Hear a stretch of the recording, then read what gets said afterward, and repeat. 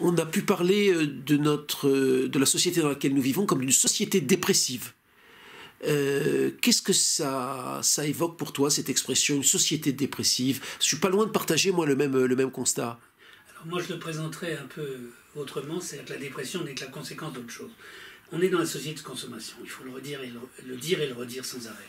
Ma génération l'avait critiqué fondamentalement, et ça n'a pas été repris depuis, pour la raison que la consommation s'est tellement perfectionnée et a tellement infiltré le quotidien des gens, à commencer par le smartphone et tous ces appendices numériques, etc., dont on ne peut plus se passer, moi le premier d'ailleurs, que tout le monde est dans la consommation.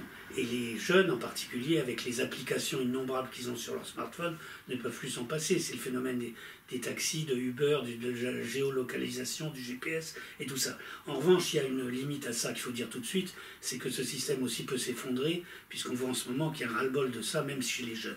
Mais là où je voulais en venir, c'est que si on réfléchit sur ce qu'est la société de consommation, c'est par définition, moi j'appelle parfois la société de masturbation. Parce que sur le plan des sites porno, par exemple, c'est clair que ça remplace le vrai désir ou le vrai amour par le simulacre du désir, exactement comme on montre dans les centres d'insémination artificielle des images de vaches au taureau, et puis on recueille leurs semences dans un vagin artificiel en caoutchouc. Donc si je puis dire, c'est un peu ça. La société de consommation, société de masturbation, par définition, repose sur l'entretien de la frustration.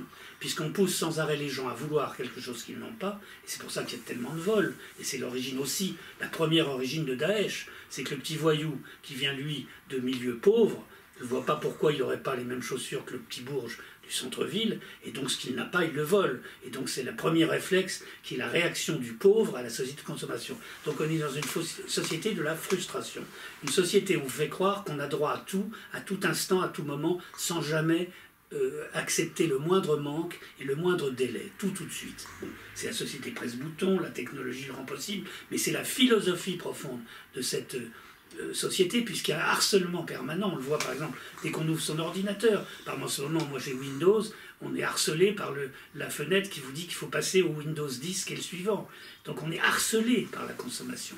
Sans parler aussi de l'obsolescence programmée, puisqu'on sait tous que maintenant on programme la durée de vie des machines et donc la nécessité de les renouveler. L'exemple typique, c'est les puces d'imprimantes qui sont calculées pour tant de copies et qui tombent en panne au moment où c'est prévu sur la puce, ou certaines machines à laver sont comme ça. Donc on ne le sait pas, ça devrait être interdit bien sûr par la loi, parce que ça crée le gâchis, puisqu'ensuite des machines qui sont parfaitement en état de fonctionner sont mises à la casse. Mais comme on veut toujours relancer l'économie et qu'on veut toujours la croissance, c'est un cercle vicieux entretenu par les politiques qui sont donc responsables de cette chose-là. Parce qu'ils ne sont pas aveugles. Il faut un jour faire un choix. Il faut faire effectivement un choix de la décroissance, c'est-à-dire d'arrêter cette société du gâchis généralisé. Alors revenons à la dépression. Si on te fait croire que tu as droit à tout le temps et que tout est immédiat, tiens par exemple le site Mythique. Je vois un jour avec ma femme dans le métro une grande affiche pour Mythique. Alors il y avait une phrase hilarante que j'ai copiée sur mes éternelles fiches qui sont dans ma poche. C'était du genre « En couple dans un an, sinon remboursé ». C'est une phrase extraordinaire. Je veux dire, un humoriste d'il y a 20 ans ne l'aurait pas inventé. En couple dans un an, sinon remboursé. C'est effarant. C'est-à-dire que l'être humain n'est plus qu'une marchandise, c'est vrai, mais c'est là qu'on rejoint toujours la Boétie. Il est son propre esclave, puisqu'il se met lui-même sur le marché. C'est la grosse différence. C'est l'esclave qui vient lui-même se mettre en vente en disant « Voilà, achetez-moi, voilà, j'ai des belles couilles, j'ai une bonne gueule, je suis un bel étalon, prenez-moi ». Donc on est dans un délire. Alors comment ne serait-on pas déprimé? Comment ne serait-on pas en but à la dépression, exactement, qui est la dépression du manque? Parce qu'on sait très bien que celui qui prend l'habitude de la cocaïne ou même du hashish, de tous les toxiques, etc., évidemment, quand il ne l'a pas, il est en manque.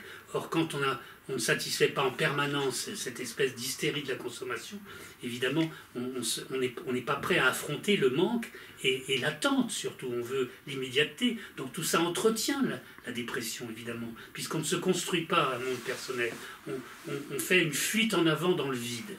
Et la société de consommation, c'est ça. C'est la répétition du même, c'est la névrose, c'est aussi l'entretien d'une névrose. Parce que c'est une névrose de vouloir sans arrêt remplir son vide par des objets, c'est l'idolâtrie de la marchandise, et c'est aussi entretenir en permanence l'idée de la possession, alors que rien n'est plus libérateur justement que se détacher du sens de la possession des choses et d'être capable de donner.